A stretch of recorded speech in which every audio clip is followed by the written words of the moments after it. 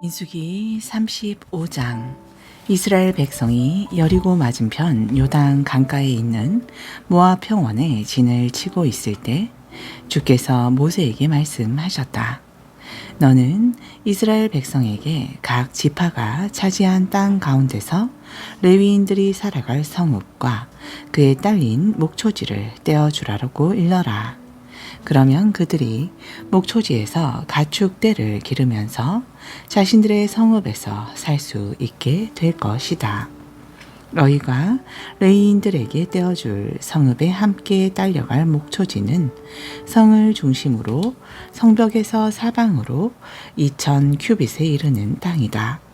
성읍을 중심으로 동쪽으로 2000규빗, 서쪽으로 2000규빗, 남쪽으로 2000규빗, 북쪽으로 2000규빗쯤 떨어진 곳까지 거리를 재어 그 안의 땅을 레위인들에게 주어라. 너희가 레위인들에게 주는 성읍들 중 6성읍은 도피성으로 만들어야 한다.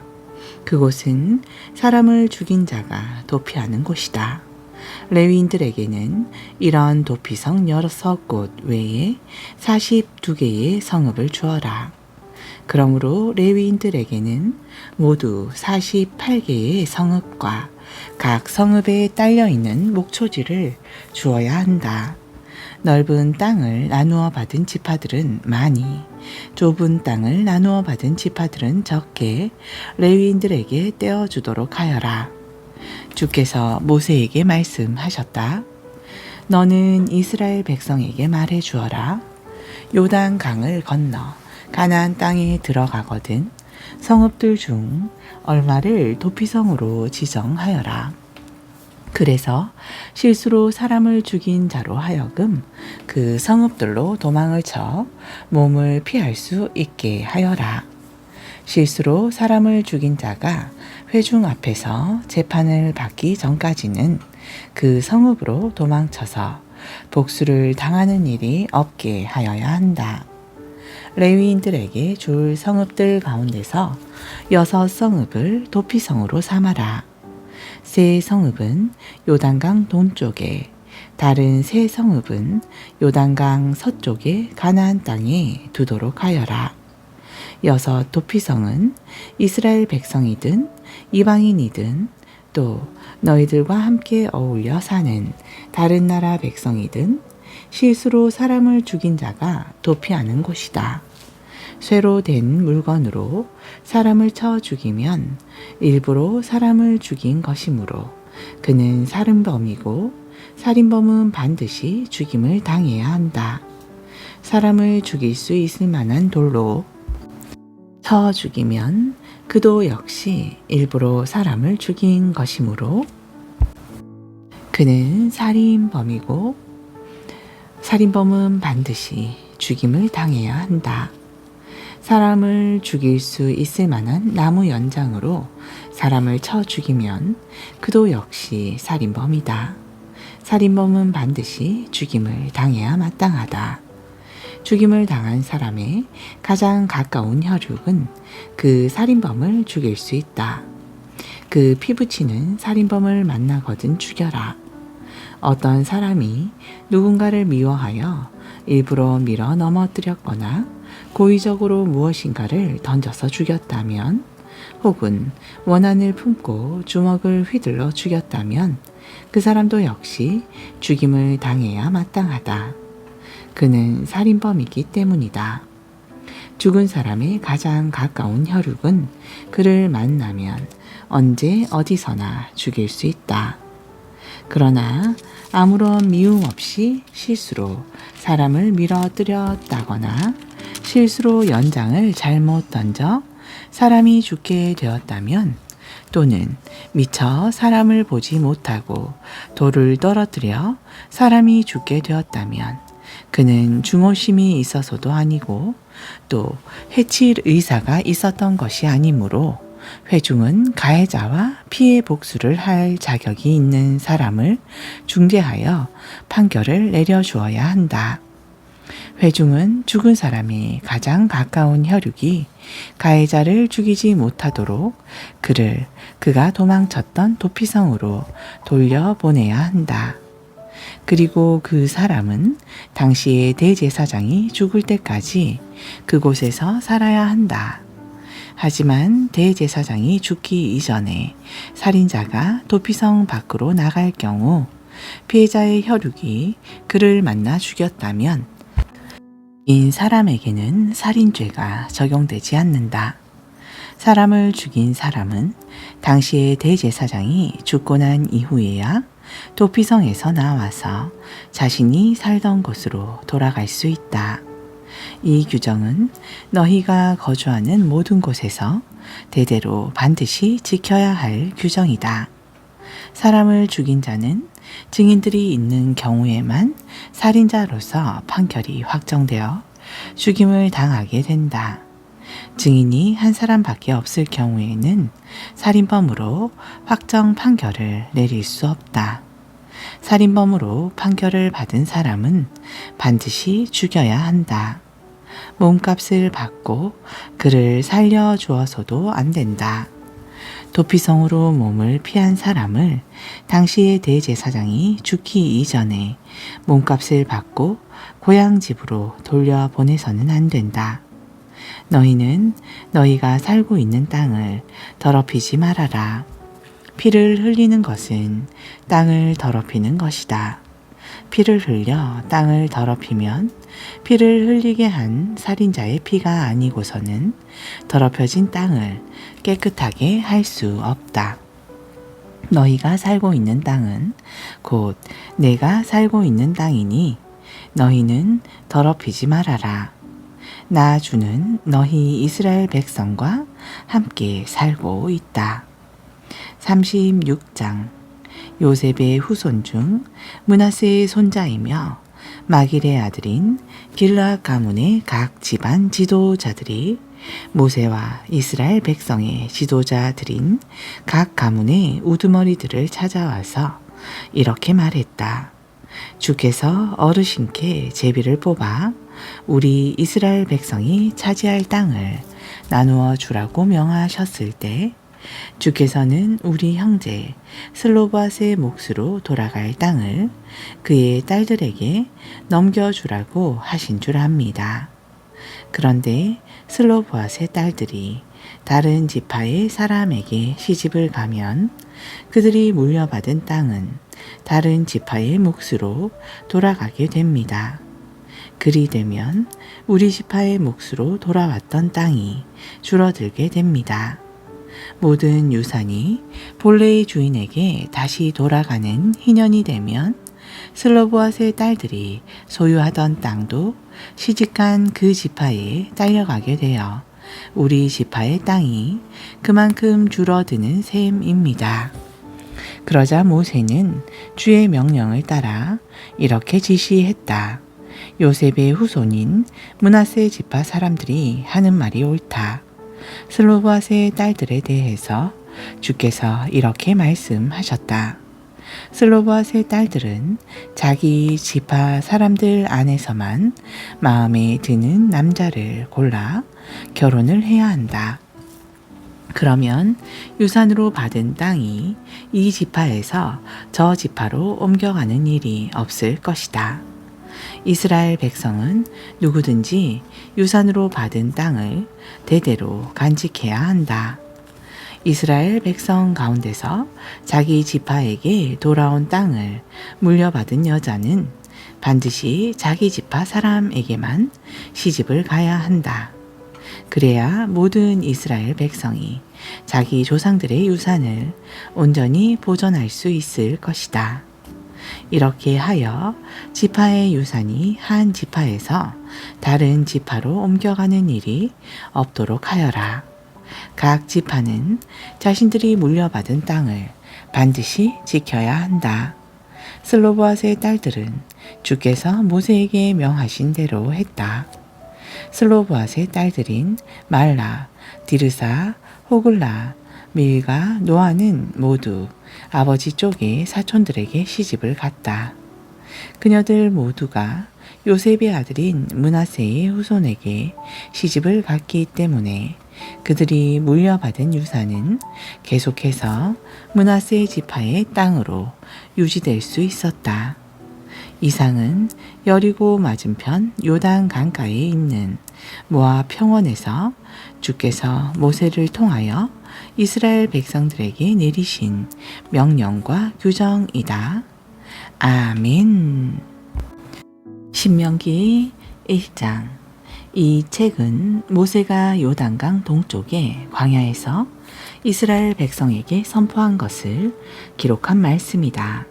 그곳은 모압 땅의 느보산 길스에 있는 수읍 마을의 맞은편 광야로 바람과 도벨과 라반과 하세롯과 디사합의 여러 마을들 사이에 있었다.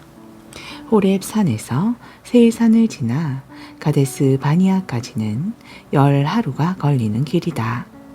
이스라엘 백성들이 이집트를 떠난 지 40년째 되는 해에 11월 1일 모세는 주께서 주신 명령을 그들에게 전했다.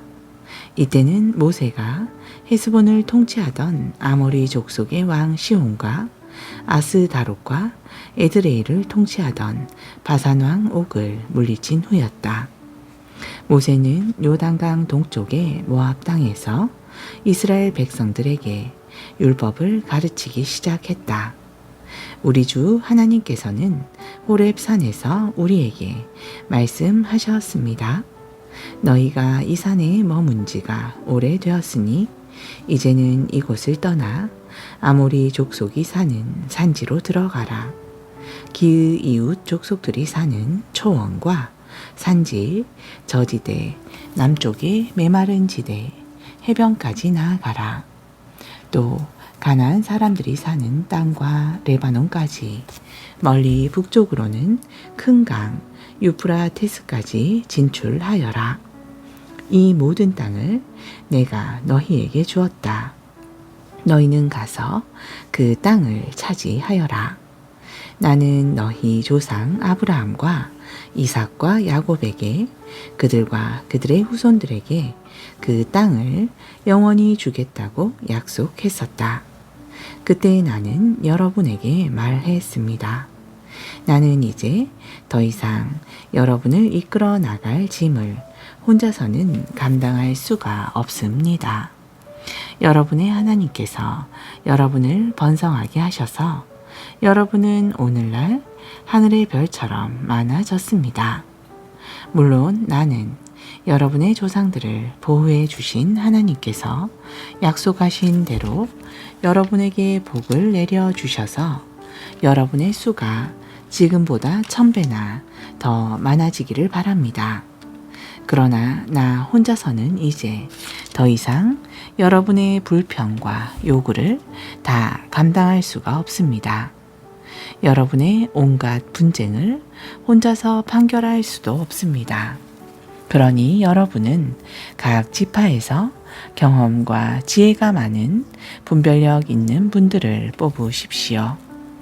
그들을 내가 여러분의 재판장으로 세우겠습니다. 그러자 여러분은 내 제안에 모두 흔쾌히 찬성했습니다. 그래서 나는 모든 지파들 가운데서 선발된 슬기롭고 존경받는 사람들을 여러분의 지도자로 세워 1000부장, 100부장, 50부장, 10부장 등으로 삼았고 각 지파를 담당할 관리로 임명했습니다. 그때 나는 여러분의 재판관들에게 이렇게 명령했습니다. 여러분은 이스라엘 동족들 사이에 분쟁뿐만 아니라 여러분과 함께 사는 외국인들과 동족 사이에 분쟁에 대해서도 공정한 판결을 내리십시오. 재판을 할 때는 공정해야 합니다. 부자나 가난한 사람을 차별하지 말고 양쪽 의견에 다 귀를 기울여야 합니다. 재판은 본래 하나님께 속한 일이니 어느 누구도 두려워하지 마십시오. 여러분이 감당하기가 버겁거든 그 시한은 내게로 가져오십시오.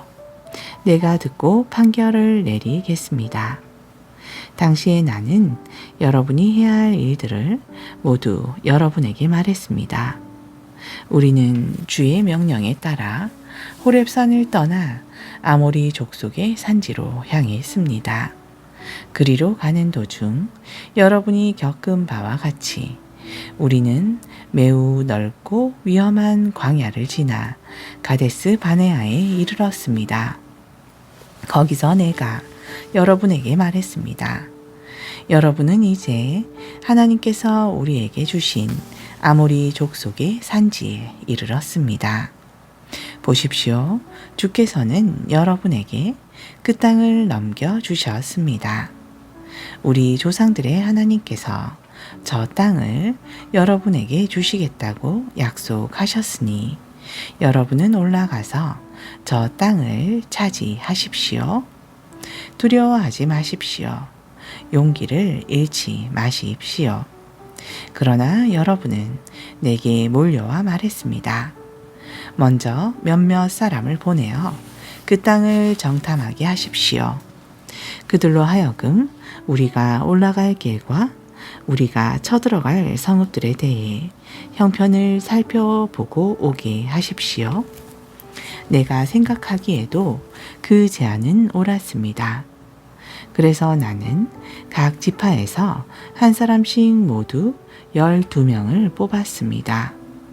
그들은 아모리 족속의 산지로 올라가 에스골 골짜기에 이르기까지 그 땅을 정탐했습니다. 그들은 그 땅의 과일을 따 가지고 와서 거기서 본 것을 우리에게 전하며 하나님께서 우리에게 주신 땅은 좋은 땅이라고 말했습니다. 그러나 여러분은 그 땅으로 들어가려고 하지 않았습니다. 여러분은 주 하나님의 명령을 어긴 것입니다.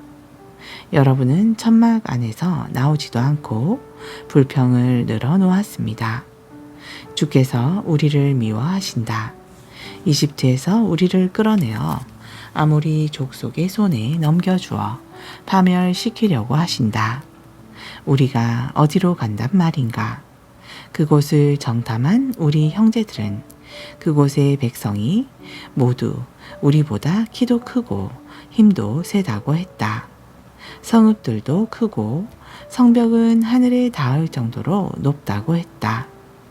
더욱이 거기서 거인 족속인 아낙 족속을 보았다고까지 했다. 그때 나는 여러분에게 말했습니다. 무서워하지 마십시오. 그들을 두려워하지 마십시오. 주께서 인도해 주실 것입니다. 여러분이 이집트에서 이미 보셨듯이 그렇게 여러분을 위해 주께서 싸워 주실 것입니다. 광야에서도 그렇게 해주지 않으셨습니까? 마치 아버지가 자식을 돌보듯이 주께서는 여러분을 이 자리에 이르기까지 돌봐주시지 않았습니까? 그런데도 여러분은 주 하나님을 신뢰하지 않았습니다. 주께서는 항상 여러분보다 앞서서 밤에는 불기둥으로 낮에는 구름 기둥으로 인도해 주셨는데도 여러분은 주를 믿지 않았습니다. 주께서는 여러분의 불평을 들으시고 크게 진노하셔서 이렇게 맹세하셨습니다. 이 악한 세대 중에는 내가 너희 조상들에게 주겠다고 약속한 저 좋은 땅을 볼 사람이 아무도 없을 것이다. 그러나 여분네의 아들 갈렙만은 그 땅에 들어갈 것이다. 그가 온 마음으로 나를 따랐으므로 내가 그와 그의 후손들에게 그가 밟은 땅을 주겠다. 주께서는 여러분 때문에 내게도 진노하셔서 이렇게 말씀하셨습니다. 너도 그 땅에 들어갈 수가 없다. 그러나 너를 도와주는 일을 하는 눈의 아들 여호수아는 그곳에 들어갈 것이다. 그는 이스라엘 자손들을 인도하여 그 땅을 유산으로 받게 할 것이니 그를 격려해 주어라. 아직 무엇이 옳고 그른지도 분별하지 못하는 너희의 어린 자녀들은 그 땅으로 들어갈 것이다. 너희가 원수들의 손에 붙잡히게 될지도 모른다고 걱정하던 너희 아이들은 그 땅을 차지하게 될 것이다. 너희는 이제 여기서 발길을 돌려 홍해의 길을 따라 광야로 들어가라. 그러자 여러분은 말했습니다. 우리가 주께 죄를 지었습니다. 하나님께서 우리에게 명하신 대로 우리가 그 땅으로 올라가서 싸우겠습니다. 그리고는 여러분 각자 무기를 들고 나섰습니다. 여러분은 아모리 족속의 산지로 올라가는 일을 그토록 쉽게 생각했습니다. 그러나 주께서는 내게 말씀하셨습니다. 그들에게 올라가서 싸우지 말라고 일러 주어라.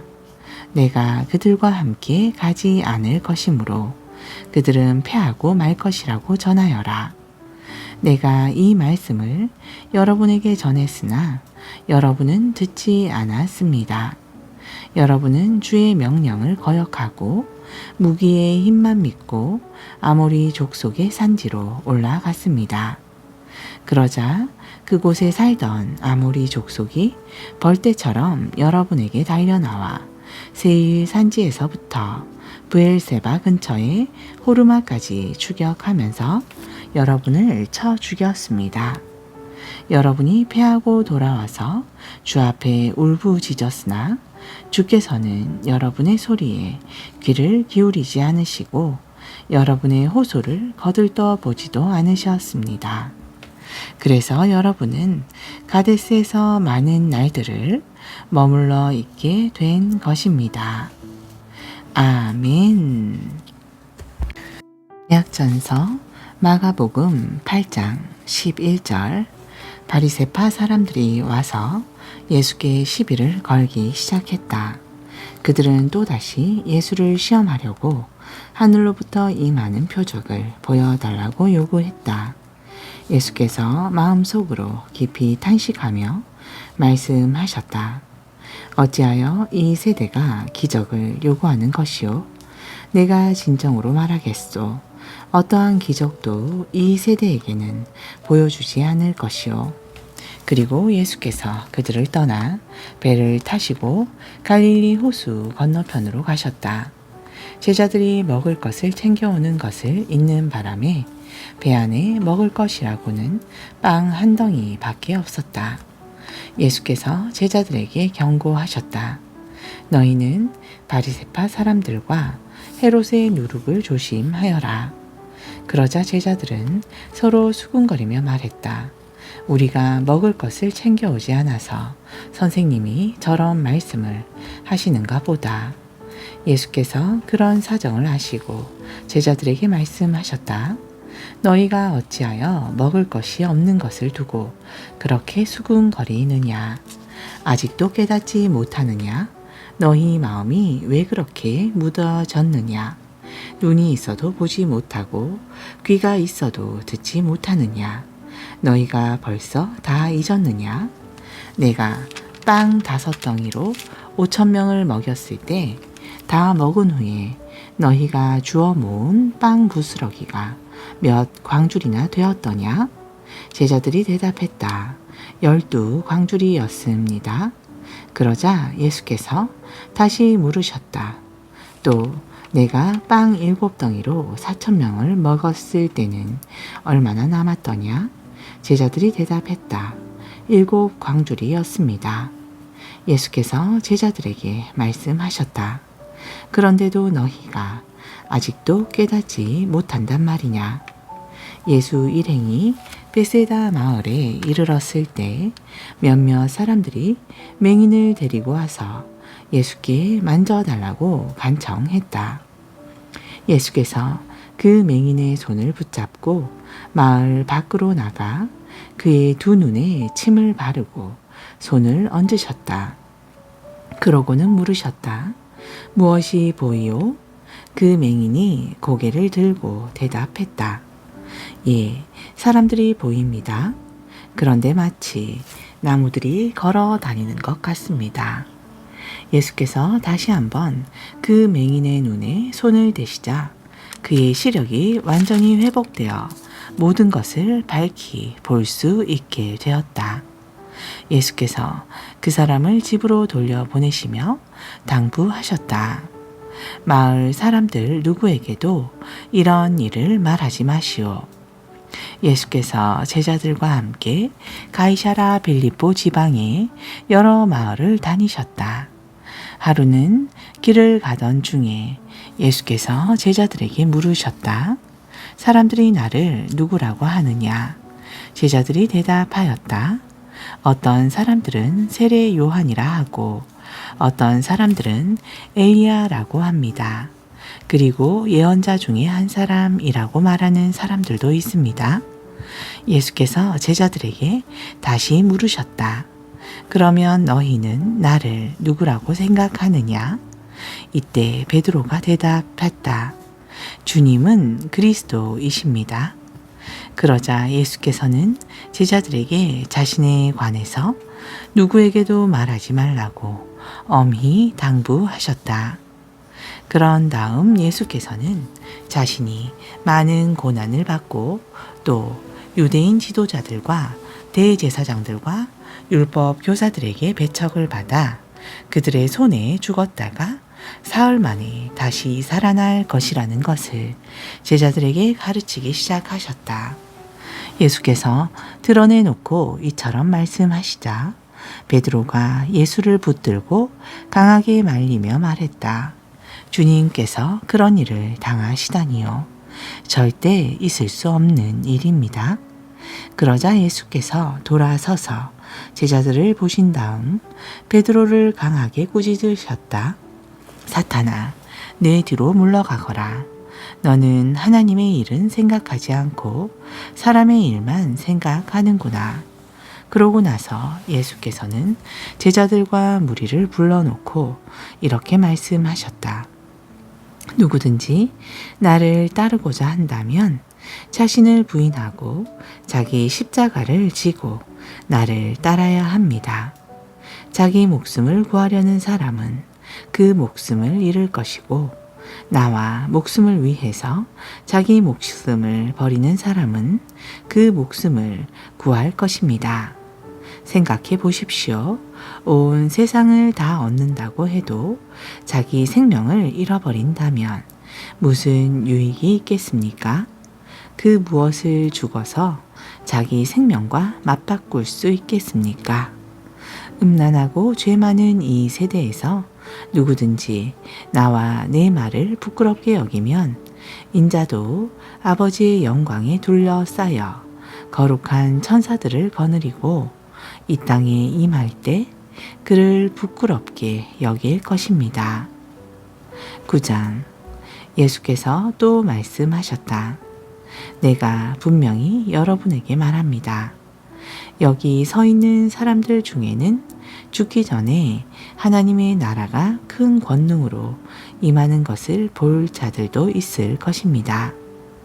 그로부터 엿새 후 예수께서 베드로와 야고보와 요한만 따로 데리고 높은 산으로 올라가셨다. 거기에는 그들 외에는 아무도 없었다.